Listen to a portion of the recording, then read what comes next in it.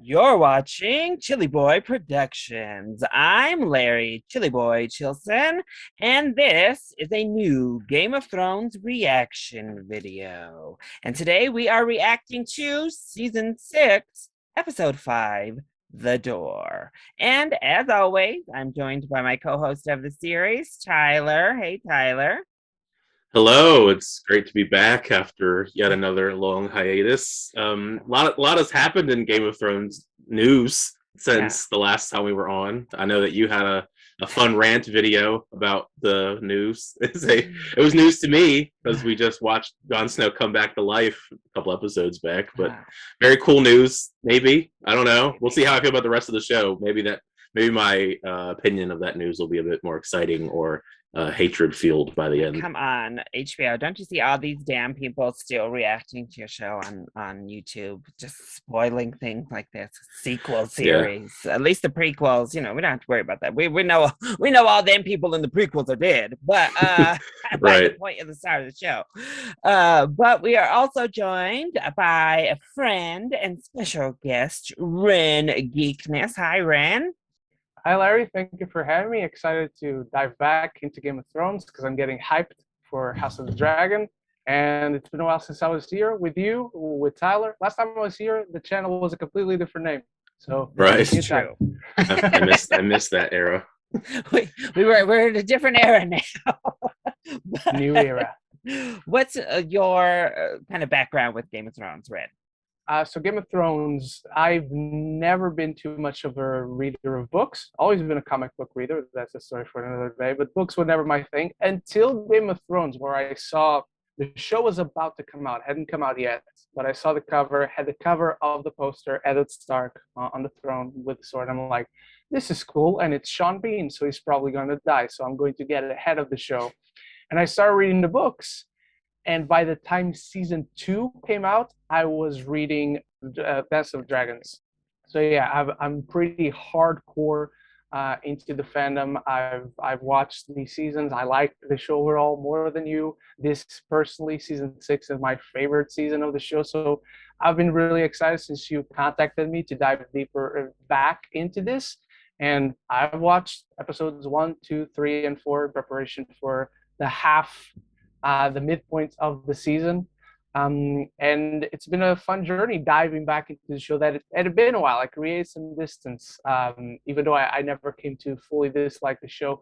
So I'm curious now how I'll feel with this episode because I don't remember everything that happens. I recognize the name. It's one of those very indicative names, having seen the show before. So I'm curious if I'll catch any Easter eggs, references, foreshadowings, payoffs, even.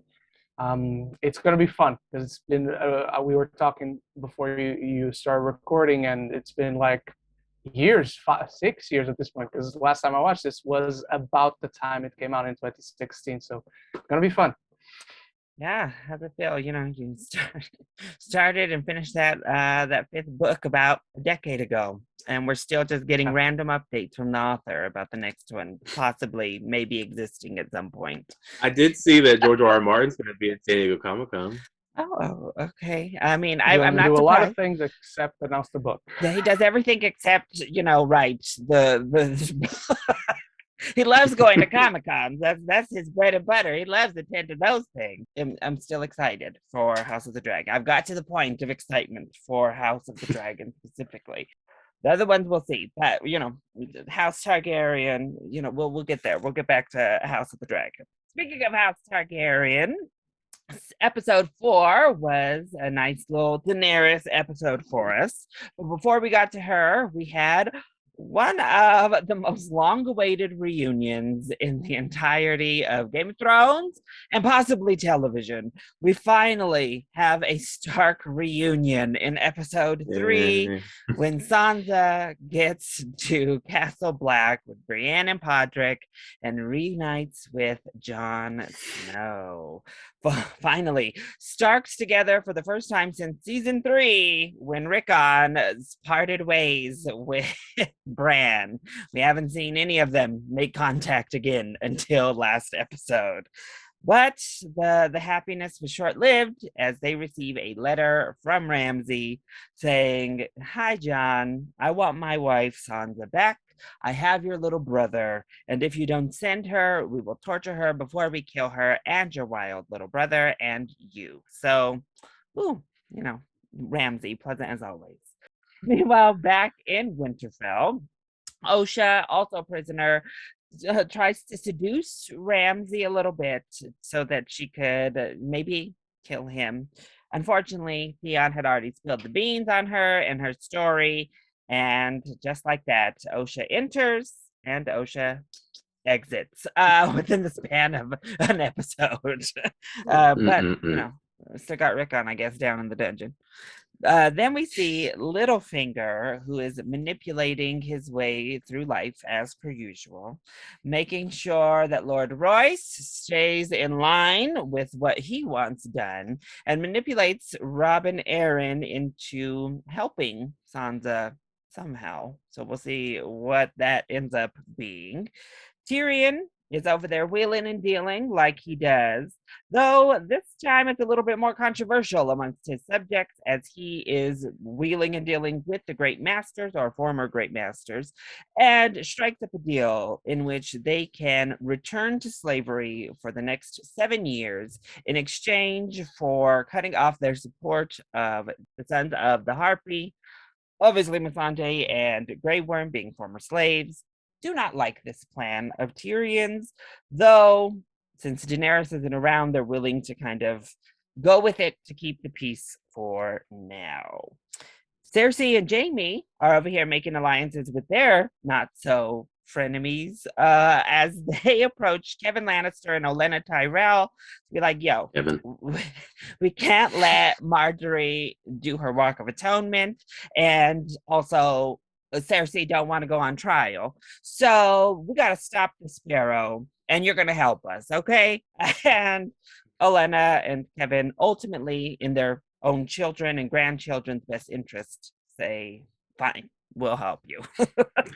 Then Theon returns back to the Iron Islands for another family reunion. It was the episode of the reunions as Yara and Theon meet for the first time. Well, if we're counting his little stint as Reek, for the first time since Yara tried to rescue him and he bit her instead. But it ends up going better as he's like, bruh, look, I'm just happy to be alive and away from that madman. I'm not trying to leave no Iron Islands. I support you, Yara. I'm here to support your claim. So let's go get this damn crown of the Iron Islands. And then finally, Jorah and Dario on their long little journey to find their way to Dashkaleen to rescue Daenerys, who is kind of starting to put together this little coup. She's like gathering some of the younger Khaleesi's around. Obviously, Jorah and Dario get in and just like, look, y'all gonna help me. We're gonna do more than just run up out of here. I got a plan. So she goes up onto trial with the calls, who continue their very lovely way of speaking to the so inferior women of the world. And she's basically like, don't y'all want to hear what I want to do? Because I'm not really liking these plans you are trying to give to me, in which they're like, girl, please, we're going to have all our horses rape you. We're going to have the whole town go and get a turn. No, we don't care what the hell you have to say. In which she replies that you all are very weak men who are not fit to lead the Dothraki, so I will. And from there, she lights that temple up with them all inside, effectively throwing in the Dothraki rule of your call dies, and whoever they die at the hands of now becomes your new call. And as she emerges from the flames, all of the Dothraki kneel before her. And that is where we end the episode. Yeah, that's like the ultimate like under new management kind of scene, I feel. It's like you are all under my rule now, basically. All those like men you used to so follow, many of them. no longer. There were so many people though, like that army. So it's kind of scary looking. Just the like sheer quantity of people. The Dothraki are under new management. So that leads us into season 6, episode 5. I do find it funny though. Ren said it. Christian also said it in the last episode. And we're gonna have Leo back later in the season. All of our guests so far are like season 6 is my fave. So that's something, I guess. Getting lots of people who love season 6 on here. So I mean, I'm liking season 6 so far. Halfway, well, I guess kind of sort of halfway through. We haven't watched the episode yet, but the 4 I've watched were pretty good. I still think season 2 is my least favorite so far. I know that you. I know Larry. I know Larry's not a very big fan of me saying that, but I'm sorry. No, I'm not a fan of music. I agree with Tyler. Season 2 is good, by the way. It's just the weakest one. No, I mean, Ren, so far. This is I'm glad Ren's on my side. Okay. All right. It does have the Tywin Lannister Arya dynamic, which is magnificent, and it's beautifully translated from the book. But apart from that, that's my issue with the season. Everything else is just okay. A lot of walking. Yeah. Wow. It's certainly Jon Snow's weakest season. I will say that. I'm like, but Jon, what are you doing? Can we get you to do something? But he does that again later. But oh, my bad. Okay. Anyway, let's go. Let's get to the damn episode before I spoil the whole show. Oh no.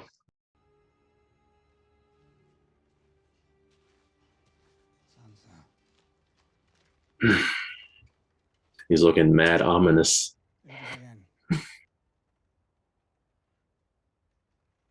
At least she had the sense to bring Brienne with her. You have no idea how happy I am to see you unharmed. Unharmed? Hmm. What are you doing here? I rode north with the Knights of the Vale to I complete did a raid. not see. They're encamped at Moat Caelan as we speak. Did you know about Ramsay? If you didn't know, you're an idiot. If you didn't know, you're my enemy. Would you like to hear about our wedding night? He never hurt my face. I can't begin to contemplate. What do you think he did to me? I don't think this is going the way you thought, Peter. He's speechless. Lady Sansa asked you a question. Yeah. Yes. Brienne's ready to just kill him right now. Sansa, I What don't. else? He's too posh to speak the words. I don't mean in my tender heart. It still pains me so. I can still feel what he did in my body standing here right now. You won't even be able to protect yourself if I tell Brienne to cut you down. Ooh. My brother and I will take back the North on our own. I never want to see you again. I would do anything to undo what's been done to you. All right, go Sansa. I know that I can't. Half brother. Come on. Well, that was a good moment for Sansa. These people. Damn. Oh. Well, she held her own for a while. You're not ready. Always with this waif. You should go home before it's I too hate late. her so much. Me too. Oh, She's got like the Ray stick and everything. All right. but I love her so much. Oh. I'll be rooting for She Arya. said, all right, I'm going to throw hands then.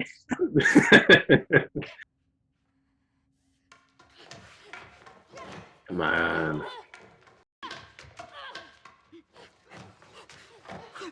Jesus. Ooh. All right, maybe you aren't ready, Arya.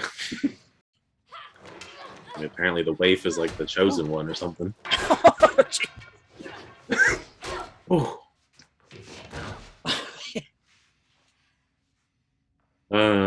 Flawless victory. You'll never be one of us, lady. Oh, excuse you, ma'am.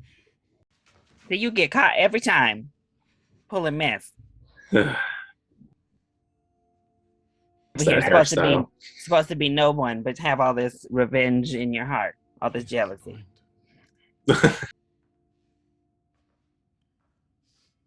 Poor Arya. Always just getting her ass kicked. First faceless men were born to lords and ladies. No, a girl is one of them. If a girl desires. Mm-mm. A girl has no desires.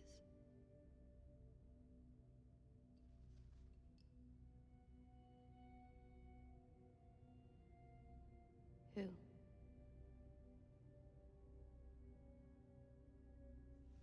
All right, we got one little bottle. An actress who calls herself Lady Crane. Good story. Oh, this looks like a fun little play they got going on. I feel like I'm watching Thor. Same thought. Ooh. That's supposed to be Joffrey. You swine! Cersei, more wine! Oh, here we go. He brought you here, Ned Stark. This play is going off the rails. The Iron Thrones were It's amazing how they have the Foley's for fart sounds already at this time.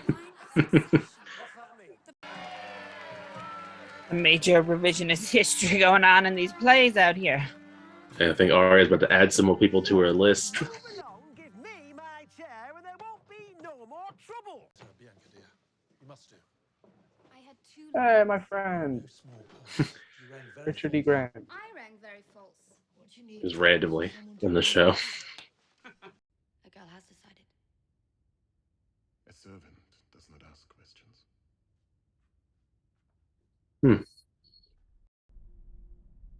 Oh, wait, what's Bran up to this time?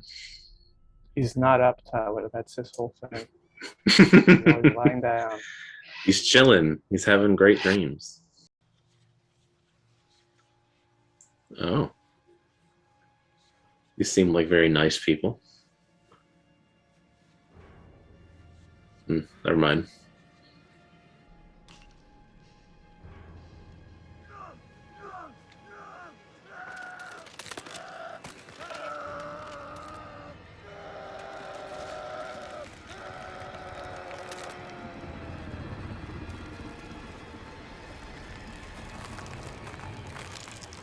Oh.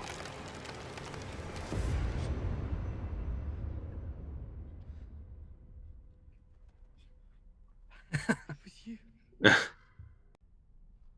needed to defend ourselves. From whom? From you. When I am queen, we will build a fleet. The likes cannot be I am queen. not finished. Yes, you are. A woman will not lead us. Not when Balon's own male heir is returned. Oh, well, now's your chance. We will find no better leader. This is our queen. Look at Theon getting this great moment. I'm Euron Greyjoy. Oh. I claim Oh, it's that guy that we just randomly haven't seen after he killed someone. That's his name.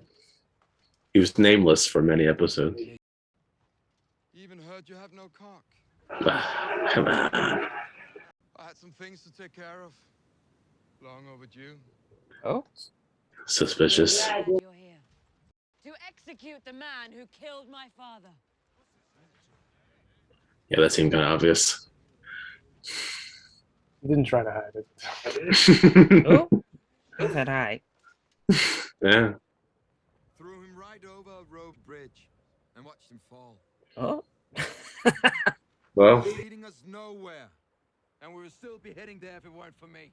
I guess he's gonna win people over with his honesty, I guess. 2 wars we couldn't win. Someone with a large army, 3 large dragons, and no husband. I'm going to build that fleet, and I'm going to gallivant right over and give it to Daenerys Targaryen along with my big cock. Oh, You're going to seduce the Dragon Queen. I'm not going to seduce her. The Iron Fleet will seduce her. And together that is not a relationship I would like to see. Not sure that proposal would go the way he thinks it would. But Good go luck, for man. it, Euron. Good luck. Oh shit. We're gonna have It's a going vote here. good for a minute.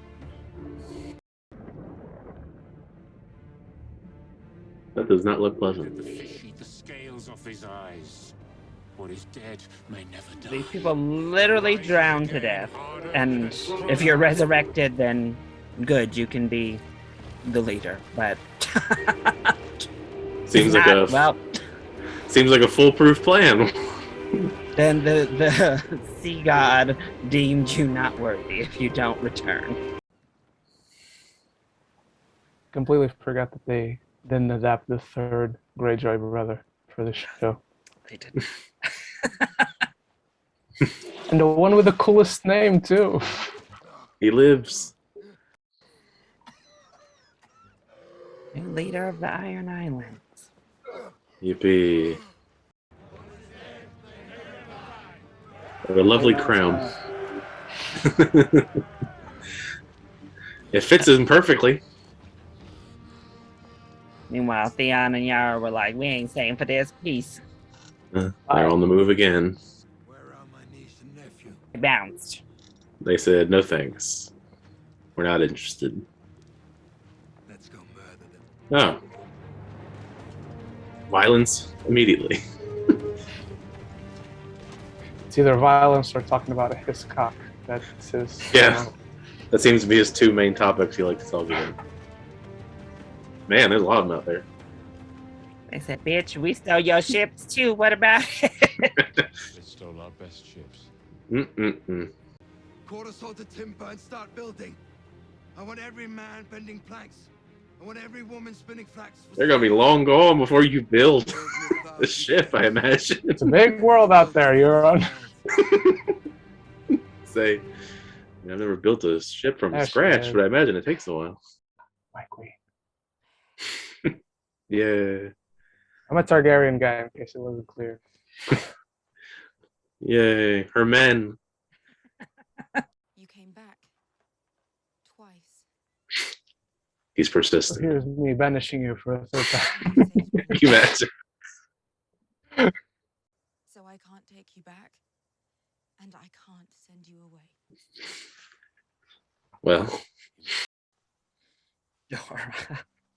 Surprise.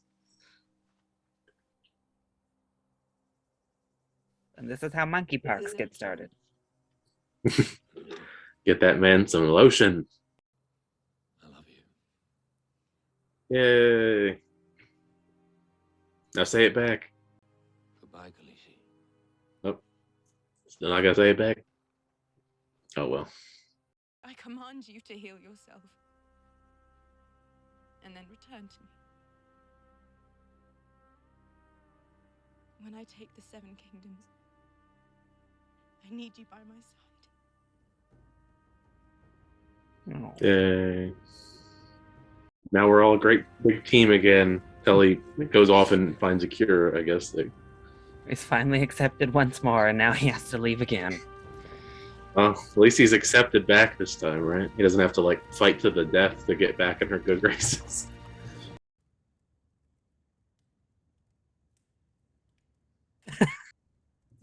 Oh. Thank you for traveling all this way. Yes. For a new red woman, Tyler? Free the slaves from their chains. I mean, it seems like you gotta be hot if you gotta wear red in this show. She did indeed. Whether you gotta be fake hot, as we learned in the opening episode of the season. That is also true. She seems for real hot, though. For now. For now. Burning their sins and flesh away. Ideally, we'd avoid purifying too many non-believers. Dragons are followers of many different faiths. My friend has a healthy skepticism of religion, but we are all loyal supporters of the Queen. Two of your friends meet, but they are ideologically diverse from one another. And where they are for a reason. Do you remember what you heard that night? When the sorcerer tossed your parts in the fire? Should I tell you what the voice said? Should I tell you the name of the one who spoke? Alright, this lady is getting less hot and more scary as time passes. Ooh, where is this shit? Insert the Bill Hader gif. Well, knock me down as scared and horny. If you're Right. my friend, you have nothing to fear from me. See, maybe you shouldn't have barked up that tree. All You right. wasn't ready for what she He's- brought to the table. He looks very It's one of disgusted the right few now. times you see Varys kind of off his feet. Like, oh, I do not have control of this situation. All right, Bran's just chilling again. Again. Yes, he does.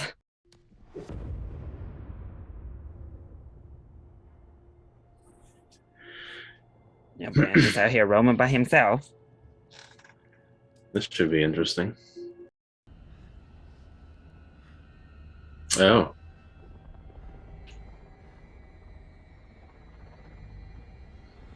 That does not look good. I don't know if I'd want to just casually stroll through all of those people. I mean, it is a dream. I don't know. Or a vision, right? I'd still not want to do it. You never know.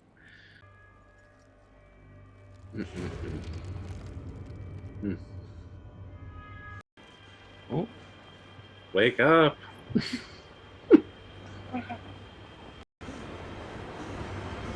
Oh. He saw me, the Night King. He touched you. I don't know, he was He touched me. He touched me in my sleep. He can't get in. He can now. His mark is on you. Oh, well. Leave all of you. Good job, Bran. See, that's exactly why I wouldn't go searching into those visions. For you to become me. But am I ready? No. No choice. At least he's honest. No. You did this to yourself, Bran. Oh, here's some Jon Snow stuff, finally. The Umbers gave Rickon to our enemies. They can hang. I love this song. With John. Not him. He seems trustworthy. A bit brooding, perhaps. I suppose it's understandable considering. Yeah, not about that Jon Snow life, I see. All that brooding. The Red Woman helped a man murder his own brother. And that wildling fellow with the beard. John isn't Desmond. John isn't Davos or the Red Woman or Stannis. Do not John is badmouth John. Davos here with He's that. my brother. He'll keep me safe. I trust him. Sounds like I've been watching all these people around here, including you, Seems like it. Sansa. I made it myself. Do you like it? Well, fancy schmancy clothing. Oh.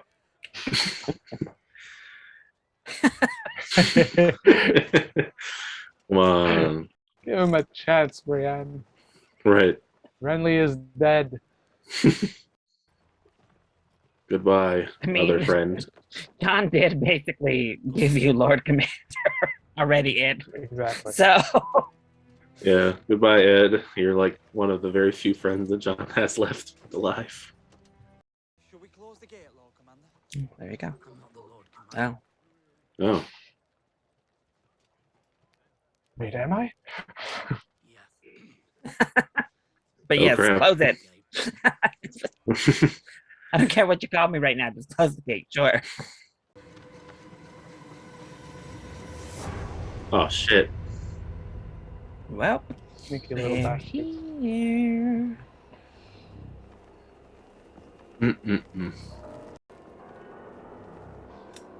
Oh, this does not look good.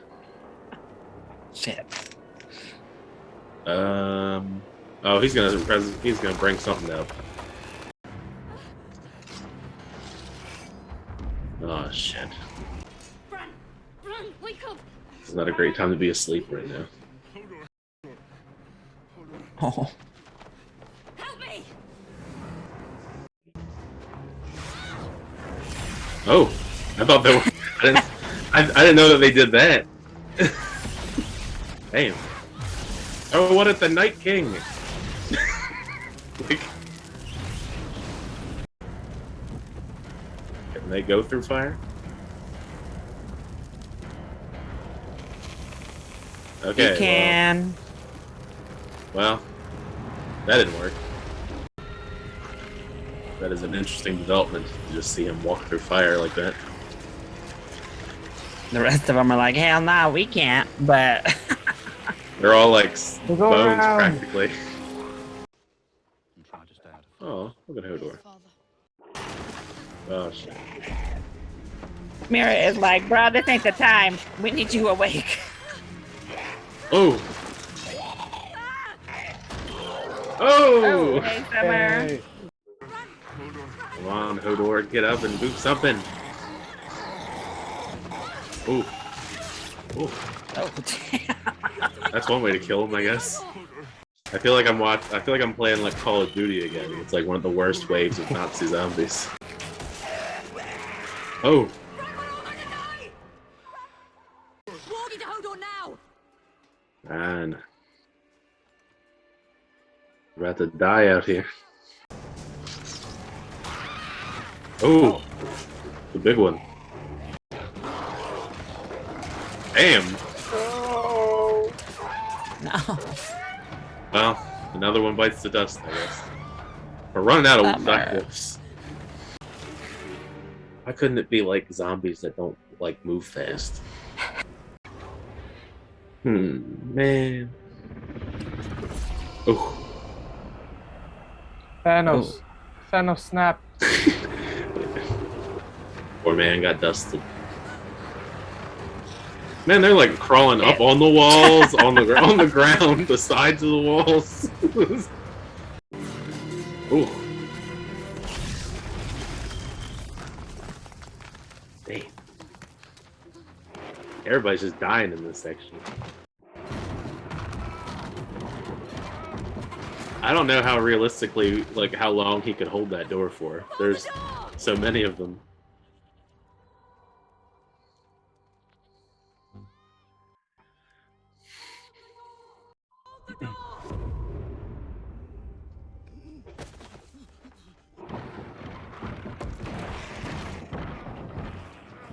I'm getting chills just because I know what's coming. Come on. We're gonna kill off Hodor too, probably. He's gonna hold the door, like, for as long as they can. Hold the door! Hold the door! Hold the door! Hold the door! Oh man, come on. We're gonna take out Hodor like this. Hold the door! Hold the door! Hold the door! Hold the door! Hold the door! Hold the door! Hold the door! Hold on! Hold on! Hold on! Hold on! Hold on! Hold on! Hold on! Hold on! Mm-mm-mm. There's a lot of freaking death at the end of that episode. I'll tell you Yeah. That's a midpoint for you. I know. I feel like season 6, a lot of death this season, which, you know, Game of Thrones. But that. all right. Well, that was the door. I guess we'll work our way up to the brand storyline, which kind of took center stage. But we're getting a lot more action, just a little bit more south in the north, with Sansa, who gets word that Littlefinger is here to see her. And he's here to be like, hey, I convinced Robin Aaron to lend you some help with the veil. And she's just like, shut up. Like, you know what you did to me. If you did, you are my enemy. If not, you're a freaking idiot. And I should just kill you right now. She doesn't kill him, but certainly had Littlefinger.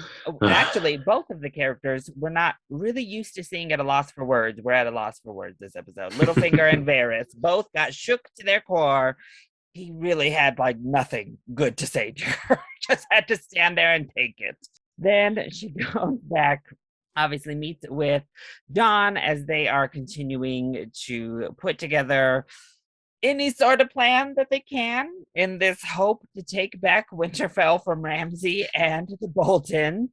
Unfortunately, a lot of the bigger houses of the North have already kind of declared for Bolton, whether it's from the Karstarks all the way back in season 3, who are still pissed that Robb beheaded their father, or it's the Umbers, who just recently decided to betray their family and hand over Rickon. So they're going to kind of like Jerry pick, grab all these little houses in the North, and also go to the Tullys. And we learned Blackfish after all this time. We haven't seen or heard from him since he took that bathroom break at the Red Wedding, right in time Oh, to yeah. live. We haven't Great heard from timing. him since then, but he's retaken the Tully house and is raising up an army. They are now on their way to go convince the houses, while Brienne is on her way to talk to the Blackfish. So, Tyler, how did you feel about everything with the Sansa Jon story? I thought it was pretty great. I mean, it was also just nice to see Sansa have like this great development here, like standing up for herself, maybe partially Brienne's influence being around her kind of influenced her to be a bit more of a strong-willed character. More so, I mean, not that she wasn't that strong-willed in recent episodes, but like I felt like she's gotten a lot more confident in herself and her abilities and standing up to people like Littlefinger, which that was kind of shocking to see him kind of be taken aback for once, because usually he's one of those type of people that are like 10 steps ahead of the person he's speaking to, and he didn't really know what to say in that situation. I am intrigued to just see where all that stuff goes between Jon Snow and I guess Brienne and all these other characters that I enjoy so much out of all these different storylines, just because I'm guessing we're setting up this very big battle between the start, Jon Snow and Ramsay. I mean that seems to be where we're leading towards. I don't know if it's this season, next season, or what, but I mean that's part I'm excited for. I mean we're gonna have a big old battle between these two sides. Right, Ren, how'd you feel about that storyline up in the North? Well, I really like, because like you said, we get to see a little bit of the reunion between brother and sister. Finally, a lot of feel good moments, but we also get to see that Sansa, like Tyler said, she becomes kind of influenced by Brienne, but even more so, we see a lot of Littlefinger in Sansa. We see a lot of his influence with good intentions. She's not cold-hearted. She's not a backstabber like Littlefinger, but his influence in how he accomplishes whatever he wants to accomplish. Now you see that a little bit in her methodology, and I like seeing Jon Snow, who throughout the bulk of the show, he's always taking orders or taking advice, but then the counsel he takes, how he ponders his decisions, is very much leader-like. He always takes the decisions of what a good leader should do, and so we start to build him to prove eventually to certain things coming up in this show, how good a leader he is.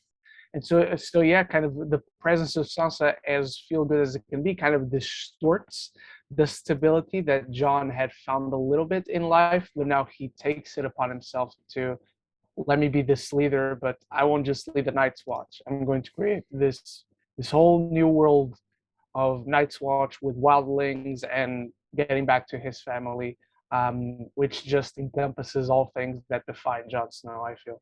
All right. Well, over in Bravos, we catch up with Arya, who is still back on that training life since she's been reaccepted. But Jaqen comes in and says, look, let me teach you. Let's go stroll through the histories of the many-faced people and our League of Legends here, if you will, and gives her a little bit of a lesson and tells her, all right, last time you failed us. Last time you took the face and decided to kill whoever the hell you wanted instead of who you were supposed to kill. We're going to give you another chance. This time you must go and kill this actress, Lady Crane.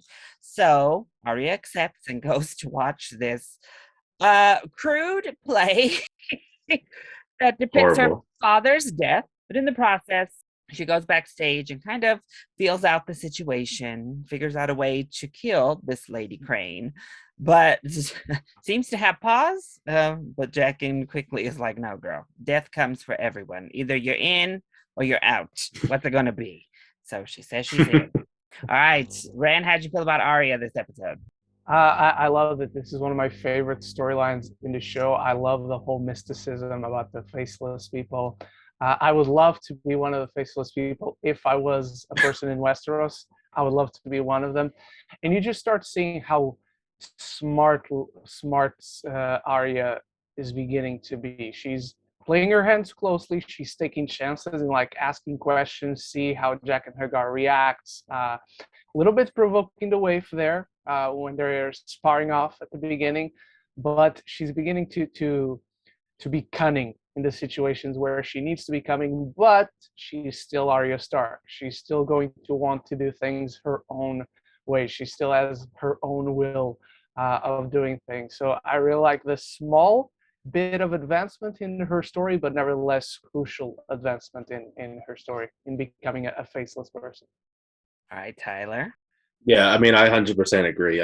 I've loved Arya's development even before just this stuff. Just like she's been one of the characters I've gravitated towards the most since the very beginning. Um, so it makes you, it's I guess more frustrating to see you're just continuously getting like her ass whooped by the waif at every turn because the waif was pulling out some crazy moves. I mean, I knew that she was pretty skilled, but I mean, she was out here like whooping her with the stick. She threw the stick down, didn't even get hit or anything. Like that was pretty impressive. So if we can get Arya Stark to that level, that's going to be really exciting. Where she becomes like Neo from the Matrix, like she is the chosen one, and she goes crazy like that. But the mission itself, I do think the stuff with that is very intriguing. I didn't like the play. I don't think you're supposed to like the play, obviously, but definitely was interesting seeing this play put on, and like you said, revisionist history of what actually happened. We already saw what happened many seasons ago, and it was a bit frustrating. I was about as frustrated as Arya was watching it played back. But yeah, I've really liked Arya's stuff so far this season. She's gonna take a face and do her Hitman style mission and do everything. I'm excited for it. So, I just think that stuff with her is so exciting. They say the history books are written by those who win, so they get to tell it however they want. Well, then we are over in the Iron Island. We're having an election in the way of the Ironborn, and Yara makes her case, but like most societies in Westeros here, the men are like, no, we're not really sure about this. And one man straight up is like, nah, I'm not gonna follow no queen. Actually, when a male heir is chilling right here. Thankfully, though, he did not panic. He did not go back on his word and freak out. And we see Theon, in fact, support his sister's claim, give a great little rousing speech. She gives a great speech, has the people kind of like, yeah, Queen Yara, we are down with it. She's the best. So close. And then Uncle Euron comes up the way and's like, no, listen, yeah, I killed your father. And I should have done that years ago because he was leading y'all straight into the dirt. He lost you 2 wars. Y'all have been just sitting on these damn islands doing nothing. I'm gonna seduce Daenerys Targaryen, give her the husband that she needs, and give her the ships she desires, and, get us those dragons and that army to take over. And the people, it demands, they get all excited, and Euron becomes the new leader of the Iron Islands. Obviously, knowing their uncle is probably going to try to kill them, Yara and Theon are like, all right, we got to get out of here now. So they go somewhere with the people who are loyal, because she does have plenty of people who do love her on those islands. They run down and steal all the best ships and get the hell out. So now Euron is like, all right, build me a great fleet of ships because we're going to go kill my little niece and nephew. So how'd you feel about the Iron Islands plotline, Tyler?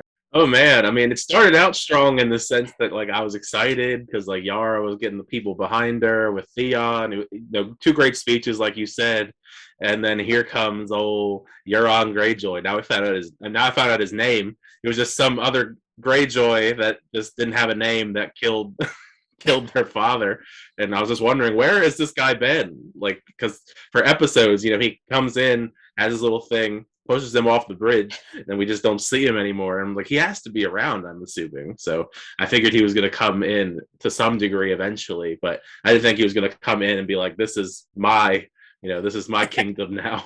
Yeah, he's an interesting character. Very brash, very psychotic. So just the way that he's the way that he sees things is very questionable. I guess good that Yara and Theon got out of there and have a really good head start, because I imagine it's going to take quite a while to build ships. But I mean, you never know. I mean, I don't know. Maybe they're really good at building ships. Maybe there's really a lot of them. I don't. I don't necessarily think his plan that he proposed is going to work, where he's going to go and seduce Daenerys and all of that stuff. I'm intrigued if that happens, just to see how it plays out. But yeah, Euron Greyjoy, very intriguing. I guess new antagonist. I guess you'd call him an antagonist more so than a good person. Not there's very many good people in Game of Thrones anyway, but out of the people in this episode, he's definitely someone I'm curious to see more of, and for better or for worse. All right, Ran, how'd you feel about the Iron Islands? I don't know how unpopular this will be, but both in the books and in the show, Greyjoy material is my least favorite. I need to take a pause every time I read in the books and, up next it's a Greyjoy chapter, which is the bulk of the first half of the second book, by the way. So when I started that, I was like, oh, okay, gonna take a while. But the inclusion of Euron Greyjoy fixes a lot of my issues because it gives internal conflict to them. It's not just Theon running away. It's not just the Greyjoys deciding, oh, we're going to war with Westeros because we've been shunned upon and we're disregarded and we're paid no. Now we have internal conflict with the family, which family conflicts. That's kind of the bread and butter of Game of Thrones. And so now the Greyjoys have a stake to claim, and it leads them into more interesting directions that they've ever been before, in my opinion. I'm still kind of mad they didn't adapt the third Greyjoy brother, which again has the best name out of the three. He's called Victarion Greyjoy. So I wish. What a name, right? That's one of the cooler names I've heard. Somewhere, but this is where the Greyjoys start to have at least an interesting enough storyline, I feel. He's currently the one en route to Daenerys at the end of that 5th book. He's the one on his way over to Meereen. So that's where we left off the changes for books, the adaptation. Yeah. The only thing you still see in this season, kind of from the books, is the exploration of the First Man and the Children of the Forest, etc. A little bit Euron, because I guess his introduction is from the books, because we didn't meet him until season 6, but now he's here.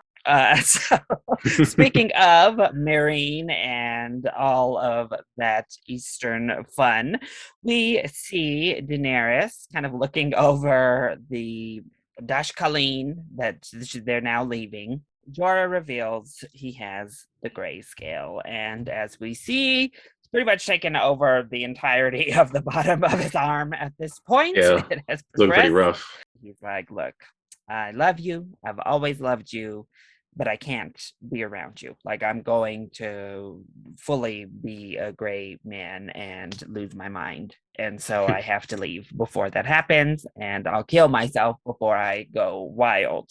After finally reaccepting him back into her life, Daenerys is like, great, now I have to send you away again? Okay, well, then I command you to go wherever you must to find a cure. And once you are cured, come back, because I need you by my side when I go and take over the 7 kingdoms. So they leave Jorah behind once more as she and her new Dothraki army gallop into the sunset. Back to Meereen. She's going to be a long journey. Meanwhile, in Meereen, Varys lets us know that we have a little bit of peace right now. After this new deal Tyrion wagered, the Great Masters have kind of at least cooled off with the Sons of the Harpy. And since they're not out and about, obviously, the former slaves aren't running around killing the former masters. So the Civil War has at least calmed the waters for now. But Tyrion says that's not enough. We can't just actually give peace. We have to be politicians about this. So we need to let the people know Daenerys is the reason for their peace, to get the city back like pro-Daenerys fully.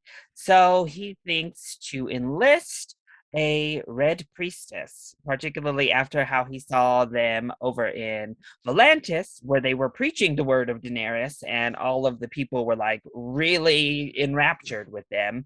Pretty sure that's where Tyrion got the idea to bring a priestess here and have them do that in their own city.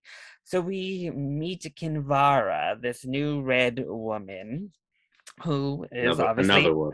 a Daenerys supporter, as most of them are. She is the beacon of fire, and they are the religion of fire. So it seems like a match made in heaven. But she's like, yeah, of course, I'll do this. But, it seems like it's going well. Once again, kind of like over in the Iron Isle. It's going well. Tyrion's working his magic. And Varys, one of the few times in the series, lets his emotions get the better of him in that moment. It gets mad, and it's like, you know what? No. Let me actually give this woman a piece of my mind real quick about her and her religion, and tries to, be like, look, y'all already promised to Stannis and he is dead up in the north. You gonna give us that same result, girl? And she's like, look, it's not always gonna go the way we want. But don't think I don't know about you, Varys. Would you like me to recite those words you heard from the flames? And needless to say, Varys was like, oh shit, okay, let me get away from this woman. Never mind. That's why I don't like these magic bitches. Let me go. Let me get out of here real quick. New plans in Marine to use the Red Priests of Valor. So how did you feel about the entire Daenerys Marine Tyrion storyline, Ren? The Daenerys portion in this episode specifically, I really like the direction the storyline takes, but in this episode felt like a scenes where we need to have this here so we can move into the interesting part. So it's more of a transitional scenes to get her storyline going. So it's not like I disliked it. It sets Jorah on his course to get cured, hopefully. That's all I'll say. And Daenerys now, like you said, has her army, her convictions solidified in her stern type of leadership. The Tyrion portion, however, I really love seeing how he'd make a great senator. He wouldn't be a good president in modern day terms, and how much out of his element he is. Like, he's trying to insert Westerosian politics into the eastern portion. Like, he doesn't really understand. He's out of the depth. He's out of the field here. Varys is starting to doubt what the intelligence he saw in Tyrion, and he is intelligent, but he is so sure of himself, so sure of what he knows, so pompous in his attitude, in this position that he has been given due to Daenerys' absence. But you see how kind of, he's not really prepared for this. He's not really prepared for this in this part of the world, in how things usually work here. So I really like seeing Tyrion taken down a notch, even if he doesn't realize it yet. All right, Tyler. As far as the stuff with Daenerys, I mean, like we said, it wasn't like a big amount of screen time for them. It was kind of bittersweet to see Jorah, admit that he had the grayscale to Daenerys and get sent off on his way, hopefully to be cured. I don't know necessarily if he will or not. Hopefully he does. Obviously his love was not reciprocated in the same way he probably would have appreciated. Hopefully he survives. It'll be exciting to see Daenerys finally return with her massive new army. I'm sure that's going to be fun to see, Tyrion and all of them's reaction to just seeing this massive horde of Dothraki return. As far as Tyrion and Varys, Tyrion, I mean, he's so cunning. Like, I mean, even when, whether he's right or wrong, like, he's just such a great character to just watch, try and work his magic no matter what the situation calls for. But yeah, that Red Priestess, I mean, I was about as shook as Varys was as it went on. I was kind of into it at first. I was like, all right, this Red Priestess is pretty cool. Obviously she's very gorgeous. Essentially, as Varys kept testing her, she kind of bit back and made him very uncomfortable by the end as well. So. Yeah, Melisandre, she was here. We saw her, but she didn't do anything. At least she knows. She's like, all of this kind of strategy.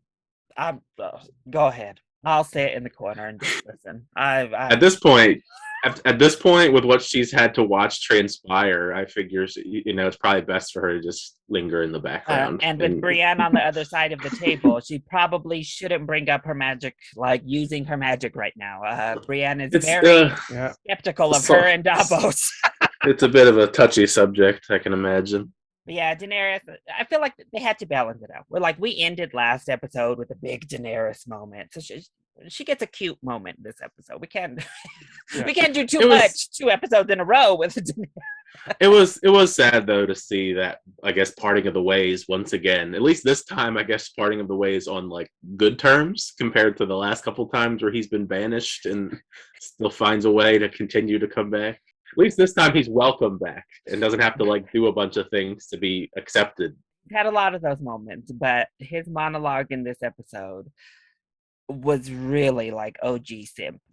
He was given that original simp energy hard with his speech this episode. But that's why we love Jorah. We love a good simp for our queen, so we love you. He was very much hoping that Daenerys would be like, "I love you too." I mean, Jorah. I certainly love TV, like the adaptation Jorah, more than I love Jorah in the books. Jorah in the books is not quite as like charming and nice. So I like him better here. He also hasn't like forced himself. Like in the books, he tries to like force himself and like kiss Daenerys and stuff. Like he doesn't do all that bullish in the show. So we like him a little more. But yeah, he just went and hung out at the brothels with like the Daenerys lookalikes. He went and found him the cosplay version of Daenerys at the brothel.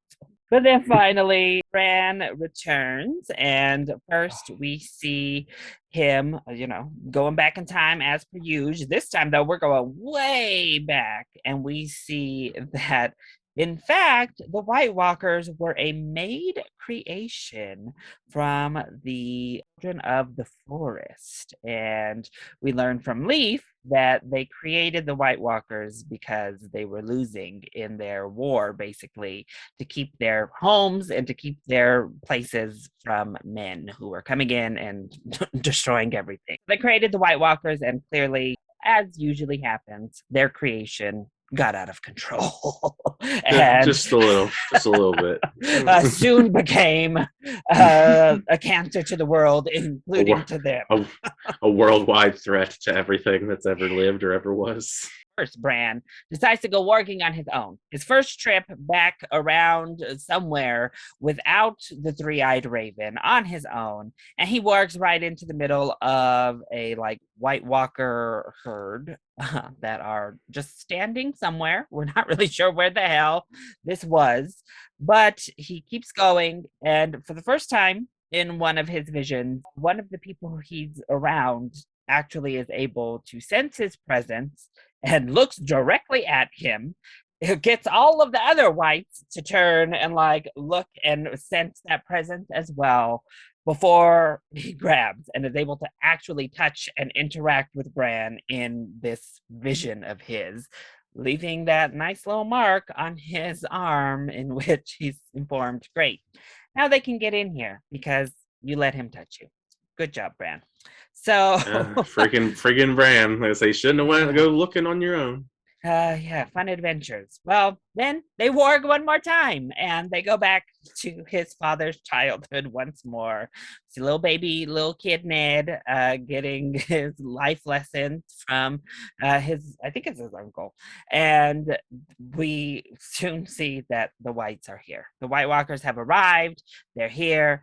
We see the Night King is able to walk through fire. It does not affect him like it does the rest of them. He's extra cold. Yeah, that was interesting. Seeing that. Like, oh, maybe that'll stop him. Oh, never mind. Stop everybody else though. Yeah. They're working their way through. Obviously, everybody and their mama is trying to slow these people down, slow these damn White Walkers down. They're coming from the ceilings. They're digging their way from the top because they couldn't come through the fire. While Bran and the Three-Eyed Raven are back in this vision. The Three-Eyed Raven gets struck down. Summer. Oh, another dire wolf gone. And for what? What did she do? Take down maybe one White Walker? Like, what is this poor wolf going to do against them? Oh, it was devastating. There was too many. So Ghost, you're the only one around. Nymeria's still alive because she got saved by Arya in season 1, but Ghost, you're our last hope. I would love to know where the hell this other direwolf is just in the world at this point. Like, Big Arya's world out there. Big direwolf. world. She's roaming the world scorned that Arya threw a rock at her still. But as we proceed, Leaf sacrifices herself in what I believe is the extinction of the children of the forest. She is the last of them, and she sacrifices herself to save Bran. And Mira is screaming at Bran to come back. We need Hodor. Like, oh, what are you doing? Please help us. And once again, kind of a first in his vision, he actually hears her. It breaks through, though it doesn't bring him out of his vision. He is able to warg into Hodor in current day, and through that, wargs into Hodor in past time, in past day, creating this kind of weird transitional loop in which Hodor is able to see his future self and hear the hold the door line. And that we also see is kind of why he is emotionally and traumatized, why he is only able to say the word Hodor and get that name, and in a way, I guess, fulfills a destiny he has known is coming since he was a kid, and he holds the door, also sacrificing himself to save Bran. So, how did you feel about that, Tyler? Oh man, it was wild. Bran got a lot of people killed in this section. so so that was a bit awkward. It was like, just going off on his own, in his little vision, kept exploring until he explored too far. I guess the Night King and them weren't like that far away. They kind of came pretty quickly, it seemed like. I mean, I don't know how much time had passed between the wargs, but he seemed to have gotten there pretty fast. I don't know. Maybe he had a fast travel I'm not aware of. Oh man, this entire section was probably the best part of the whole episode, just because it was, I mean, other than the whole fact that a bunch of people died, because the people I like, some of the people died that I actually quite liked. But oh man, poor Hodor, man. I mean, I feel bad for Hodor the most out of this, just because it was just so sad. Of course, you mentioned that it was kind of like a fulfilling a prophecy of a sense, but it was still just upsetting to see unfold. Walkers were crazy, man. Like that, the scenes where they were showing them and they were like, obviously they were running down the hallway, but they were crawling on the walls, all the different sides. Many people sacrificing themselves in the process was very sad. Like we said, Summer, that was pretty. I think that was the one. It was like, oh, well, why would you? It didn't really serve much of a purpose. I feel like out of the ones. She's a good girl. She did. She's trying her best. I don't know. There's too many. There's too many of them, as we saw as more and more people kept dying as Bran was carried to safety. Like there was just too many of them. No matter what obstacles were put in front of them. They're blowing themselves up. That was pretty brutal too. How she like sacrificed herself, brutally stabbed like thousands of times as she exploded. I'm a little disappointed in Bran and how his decision kind of got a lot of people killed in the process. Plus Max von Sydow is now dead. I don't know where they're gonna go next. So that's like, I guess, something that I don't know. That'll be fun to see where we go next. As they're, I guess they're gonna. Well, I'm guessing the walkers aren't gonna continue with the chase after them. Is it gonna be one of those things? I don't really know. Mira cannot move as fast, lugging Bran as Hodor could. So it's. That's what I mean. It's just them now. So yeah. Well, how'd you feel about that Bran storyline, Ren? I feel heartbroken because Summer died, and everyone knows how I feel about animals. Animals are better than people, so whenever they die on screen, it hits. But Hodor as well, like seeing the tragedy of his entire life, how not only Bran got a lot of people killed, like Tyler said, but also Bran got Hodor to be Hodor. If not for Bran, he'd still be Willis talking normally, like like everyone else, but still a loyal friend, a loyal protector to the end. Which I feel like a lot of the scenes, moments, and character journeys in this kind of debate, a question of loyalty, like who is Jon loyal to? Ultimately, it's his family. Who is Arya loyal to? Herself, her ideals, or the faceless people? Same with Tyrion and Varys and Sir Jorah Mormont in this case. So there's a lot of thematic similarities between all the journeys that we follow in this episode, and we finally get the payoff to HODORs, who we learn all the tragic time travel-y, wimey, wibbly wobbly kind of things that make him who he is. And it's tragic and it's beautiful and it's very well paid off, I feel. I really like it. I felt bad for him, but I really like the full circle moment that it delivered to the character. Yeah, who would have thought Hodor back in season 1 would have been like the most like sad deaths of the entire series? Just like this really tragic story and tragic death. Like, oh, poor Hodor. Yeah. But it's also a payoff in this season because when they introduce him, when he like wargs back and he's like talking and his name is Willis, you're like, what? Right. Hey, yeah. That's you're supposed to say Hodor.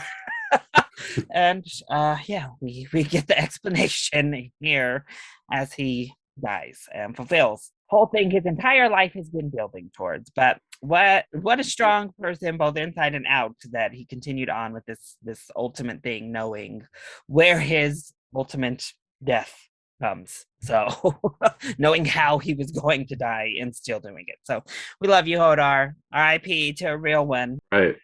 Well, Tyler, predictions moving forward. You mentioned Mira's now solo with Bran, but the Whites, I don't know how long they'll be held where they are. We have Daenerys heading back to Meereen while Jorah heads out for a freaking cure. Brienne going to Blackfish while Jon and Sansa and Melisandre and Davos head out on a campaign tour to get people rallying to their cause. We still have Cersei and them getting ready to confront the High Sparrow. Lots of different things going on. What are your predictions for the second half of this season? Well, I feel like we're definitely going to have a big old battle between Jon Snow's forces and Ramsay's forces. I mean, that seems to be what we're trying. Some of these subsets of storylines are inevitably going to probably just lead to that at some point. Just some of them. Obviously not all of them. Hopefully Jorah finds a cure fast before he goes full on grayscale, I guess. I don't know what the ETA as far as like how long it's going to take for it to completely take him over to the point where he's going to be one of the crazy folks that we saw, when he was touched by the people with all the crazy grayscale on them. Hopefully he survives, or I mean, I don't know what the rules are. I guess I don't know if it's one of those things where like you could, like, if you chop it off, where it's like with a zombie bite, if you chop it off quick enough or fast enough, maybe he could just walk around with one less arm and survive. I guess eventually Euron Greyjoy's gonna get his ships ready and sail off to try and find Theon and Yara to kill them. I guess I don't know if it's gonna go coincide with trying to find them and kill them, and also go and court Daenerys and try and make that alliance. I don't know if unless Theon and them are gonna go to Daenerys, which I don't know. We don't really know where they're going, I guess. So who knows? I don't think of any other storylines prediction wise. Well, I figure Arya is going to continue to do her thing and learn more about the faces and probably kill that person in that play. What the stuff with Cersei and Marjorie, I feel like that's going to be crazy. I hope Marjorie makes it out okay, obviously, because she's been, her and her brother have been like through the ringer pretty much for seasons now. So, but not that Game of Thrones has a lot of happy endings. So maybe wishful thinking. All right. Well, Ren, in this episode, who were your favorite characters and least favorite characters? Well, least favorite characters, always the Greyjoys. Always the Greyjoys. Oh man, damn. All of them. A whole lot of them. I the lot of all the Iron Men, all the Iron Islands, just the worst, the least interesting. Best favorite characters in this episode, I gotta go with Arya and Summer, who gave her life. She's a good girl. They're all good girls or boys. And HODOR. So those are the three MVPs: Arya, Summer, and HODOR. All right, Tyler. Faves, definitely HODOR. You gotta give him his respect at the very most, at the very top. Sansa was pretty great too this episode. I like what the developments we had with Sansa. And Brienne's always great. Her line delivery, some of her lines did make me laugh this episode when she's just talking about, basically reading these people, Jon Snow and his brooding, and that how weird Tormund is, because Tormund very clearly like has so much like romantic interest in her, even though they've I like how she lumped him in. She's like, "Oh, that red woman, she does magic, and that other Davos did it with him." And then there's that wildling with the red beard. She just throws him in just because he hasn't really done anything to make her distrust him, but she don't like him. That's what I mean. It's because he keeps giving her the eyes. Well, Arya was great. Jorah, the ultimate simp. Got to give him some love, maybe a little bit. As far as I like Theon and Yara. I don't know if I really put them in my faves, but they had a good moment. As far as dislike, characters I didn't really like all that much. Euron Greyjoy's kind of a dick, so I don't know if I really am gonna vibe with him too much. We'll see. He's made quite an interesting impression so far. Rolling in, killing his brother, rolling in, taking the throne, and he's gonna murder his relatives. And also he's gonna try relatives. He's also gonna go try and woo Daenerys somehow. Whatever. Littlefinger, never liked Littlefinger. I don't care what how much screen time he has, but never been a big fan of him. Well, I feel like I have to put Bran in that characters I don't like, because I feel like directly or indirectly he was responsible for many deaths in this episode. So that was very frustrating to see. So those are the ones I can think of. Sorry. Oh, and the waif. The waif. Yes. Ren is like, oh yes, let me put the waif on my list too. She's right there with the Greyjoys, with the iron. It was and her. It was crazy seeing her just go all like kung fu on Arya Stark like that. But I don't like that, because I like Arya Stark. So Tyler, you don't think we're building up to a fire and water alliance between Daenerys and Euron? That'd be interesting. Also, everyone in the play also goes in the bad category. Particularly the screenwriter. You're on the hit list. everyone in the play. Listen. Even the audience, except Arya. All of you that laughed and thought this ish was funny, you too. Look, see, this is why Tyler likes Cersei. He's ready to go and get all the people from the audience and let's round up the audience. Cersei has a lot. Cersei was ready to kill everybody. That was season 6, episode 5, The Door, and our reaction and discussion for it.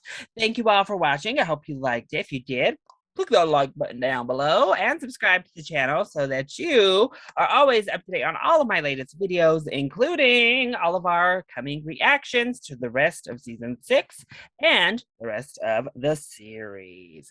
Ren, thank you so much for joining us for this episode. Do you want to let anyone know where they can find you?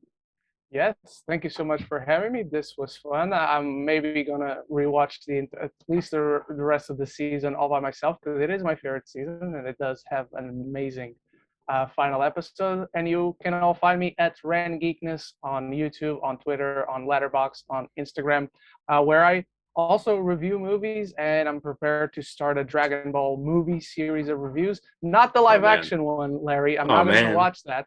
I'm disappointed. I wanted to hear your thoughts on Dragon Ball Evolution. My thoughts are very infamous. I don't need to rewatch it again. But I'm going to rewatch a movie. I feel like we should get a petition, like a movie commentary from Ren Geekness when it pertains to Dragon Ball Evolution. Mm-hmm. I think. I would love to set up a group just talk about Dragon Ball Evolution and how ridiculously horrible it is. Yep. My most hated movie of all time, so I'll not put myself through it. Yeah, animation series of reviews is coming. So thank you again for having me, and looking forward to see what you guys cook up in the next episode reactions. All right, and Tyler. Well, obviously, you can find me here. I'm here sporadically, whether it be reactions to this or other series that we're hopefully trying to resurrect in the future. We still have a couple that are hanging in the balance. You can also find me on my own channel on YouTube, Tyler Calvert. If you search up my name, you'll see my channel for reviews, reactions, rankings, unboxings, a bunch of other stuff. You can also find me on Twitter and Instagram at It's Tyler Calvert. Perfect. And let us know what you thought of this episode. Were you shook at the HODOR revelation the first time you watch it? Honestly, I don't know many people who weren't just like shook when they saw that moment. But let us know. Let us know any other theories or thoughts you might have regarding the whole HODOR thing. Also, it's theorized that that is one of the like 3 things that George R.R. Martin told them directly. His plans. One of them was Shireen being burnt. One of them was HODOR. So, you know. Oh, so that's actually not in the books or anything? No, we haven't gotten that. HODOR's still alive in the books. Alive. He's still alive, but something so warped, I feel like you feel has to come from George. Yeah. Something that like intricate and warped, it had to come from George R. Martin. But let us know all your thoughts and theories in the comments below, or as you heard, you can hit all 3 of us up on Twitter. I love you all so much for your continued support. See you next time. Bye.